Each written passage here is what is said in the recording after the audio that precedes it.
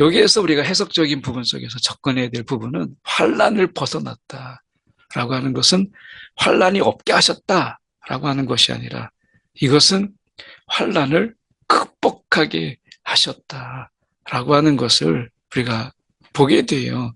이 야베스라고 하는 이 말은 고생이다라고 하는 그런 이름인데 어떻게 보면 이 그 환경, 어려운 환경, 절망적인 이런 상황이잖아요. 그런데 하나님께서 야베스의 삶을 바꾸세요. 근심이 없게 하옵소서 하는 것을 들어주셨어요. 이 야베스라고 하는 것, 절망적인 상황 속에서 기도하는 자, 하나님께 구하는 자, 하나님께 간구하는 자, 그런 자를 이 고생에서 어떻게 절망이라고 하는 이 고생, 고통 이 속에서 어떻게 바꿔 주시는가라고 하는 것을 보여주는 것이죠. 오늘 우리가 기도하는 야베스, 다른 형제들보다 하나님께서 귀하게 여기시는 것을 보게 되죠. 오늘 본문의 말씀은 역대상 3장 1절에서 4장 43절까지 말씀입니다. 다윗이 헤브론에서 낳은 아들들은 이러하니 맏아들은 암논이라 이스라엘 여인 아히노함의 소생이요. 둘째는 다니엘이라 갈멜 여인 아비가일의 소생이요. 셋째는 압살롬이라 그술 왕 달메의 딸 마아가의 아들이요. 넷째는 아도니아라 학깃의 아들이요. 이렇게 아들들이 소개가 되죠. 이 아들들을 우리가 생각해 보게 될 때 좀 더 우리가 생각해 볼 수 있는 것은 여기서 이름들이 잘 알고 있는 암논, 압살롬, 그리고 아도니아. 이런 아들들은 우리가 알다시피 다윗을 굉장히 심각하게 이런 곤란에 빠지게 했던 그런 아들들이죠. 압살롬의 배반, 아도니아도 마찬가지고 암논도 문제를 심각하게 일으켰죠. 이 다윗이 이 사울의 잔당과 싸우고 이제 헤브론에서 여기서 이제 보면 1절에 헤브론에서 이렇게 돼 있죠. 헤브론에서 이제 세운 나라를 이제 안정시키느라고 그러느라고 정신이 없었어요. 시간이 없었어요. 헤브론에서 말씀하고 있는 것을 보면 4절에 보면 우리가 이 헤브론에서 나왔더라. 다윗이 거기에서 7년 6개월 동안 다스렸다. 그리고 예루살렘에서 33년 다스리죠. 그러니까 40년 6개월을 다스리게 되는 거죠. 그런데 헤브론에서 이 7년 6개월 동안 정신이 없었어요. 그래서 그가 이 암논, 압살롬, 아도니아 그 아들들이 유독 이렇게 문제를 일으키는 것을 우리가 보면 자식을 돌볼 수 있는 시간적인 여유가 없었다. 그러다 보니까 이런 가정의 비극이 일어나게 되었다라고 하는 것이죠. 그러니까 자녀를 우리가 믿음으로 또 기도로 말씀으로 우리가 양육하고 먹이고 입히는 것 얼마나 중요한가라고 하는 것을 우리가 보이죠. 물론 다 그런 건 아니에요. 사울 왕의 아들 우리가 이 요나단을 보면 정말 잘 자랐잖아요. 이 사울 왕의 그런 모습을 보면 너무 대조적이죠. 그럼에도 불구하고 우리가 이 하나님 안에서 그 자녀들을 양육하는 것, 믿음으로 말씀으로 양육하는 것, 그 요나단이 그 아버지 사울 때문에 얼마나 마음이 아팠겠어요. 그리고 그가 이 젊음의 나이 때 죽잖아요.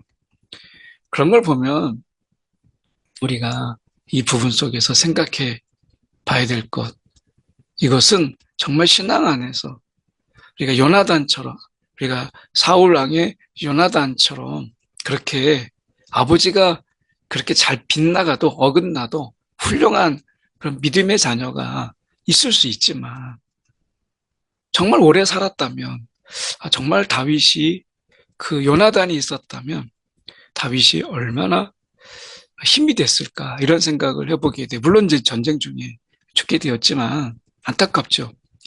오늘 여기서 보면 우리가 그 아들들 이 암논이나 압살롬이나 아도니아 이 다윗의 가정들 속에서 이 비극은 그리고 다윗 왕의 그 위기 이것은 결국에는 그가 너무 바빴다. 라고 하는 거죠. 어떻게 보면 7년 6개월 동안이라고 하는 이 시간 동안은 자녀를 돌보고 양육할 수 있는 가장 최적의 시간인데 이걸 놓친 거예요. 어쩌면 사울 왕의 요나단은 그 사울 왕이 이제 왕에 대해서 이제 변질되고 하기 전에 그 사울 왕의 모습 이것을 요나단이 보고 배우지 않았을까 하는 생각을 가지게 돼요. 중요한 것은 우리가 자녀들을 제대로 돌보는 것, 이것은 나라를 돌보는 것만큼이나 굉장히 중요한 일이다 라고 하는 거지. 어느 게 먼저냐가 아니라 둘 다 중요한데 때가 있다는 거예요, 때가. 그래서 7년 6개월 동안 다스리는 시간도 정말 바빴지만 자녀를 돌보는 것도 나라 일만큼이나 중요했다라고 하는 것을 우리는 다윗의 자녀들을 통해서 보게 되죠. 예루살렘에서 그가 낳은 아들들은 이러하니 그래서 이렇게 자녀들을 낳아요. 하나님께서 이 솔로몬이 나오죠. 5절에 솔로몬 네 사람은 이렇게 되어 있습니다. 나단과 솔로몬 이렇게 되어 있어요.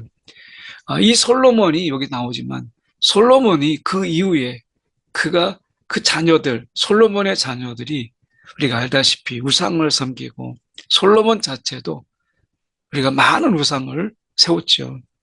그럼에도 불구하고 다윗의 가문이 끊어지지 않았던 것은 하나님께서 그 약속, 하나님의 신실하신 그 약속을 지키시고 그 은혜 가운데서 하나님이 그것을 지켜주셨기 때문에 은혜를 베푸셨기 때문에 그런 거예요.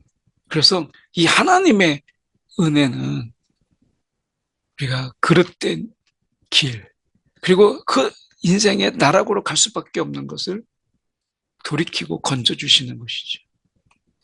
이런 은혜가 다윗 가문에게 있었던 것처럼 오늘 우리에게도 이제 예수 안에서 예수 가문이 되는 이런 우리에게도 하나님의 은혜가 있다라고 하는 것. 그래서 우리의 자녀들도 하나님께서 돌보실 것을 믿고 그들을 위해서 기도하는 것이죠. 우리가 말씀에서 우리가 보면 이 10절에 보십시오. 보면 솔로몬의 아들은 르호보암이요. 르호보암 우리가 얼마나 지혜롭지 못했어요. 그 르호보암으로 인해서 이제 북이스라엘과 남유다로 갈라지잖아요. 참 어리석은 이런 자예요. 참 그런 걸 보면 너무 안타깝다라고 하는 것을 보게 되죠. 그럼에도 불구하고 하나님께서 그 다윗의 가문을 지켜주시는 하나님의 은혜. 르호보암을 보면 이건 은혜다 이렇게밖에 말할 수 없는 거죠. 말씀에 저희가 보면 19절에 이제 쭉 넘어가서 유대 가문 속에서 하나님은 이제 한 인물을 준비하세요. 수룹바벨이죠.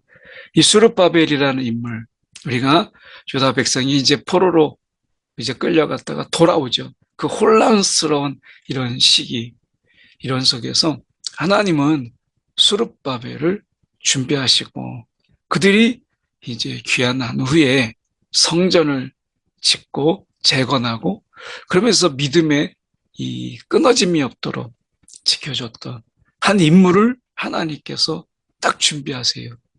그게 수룹바벨이에요.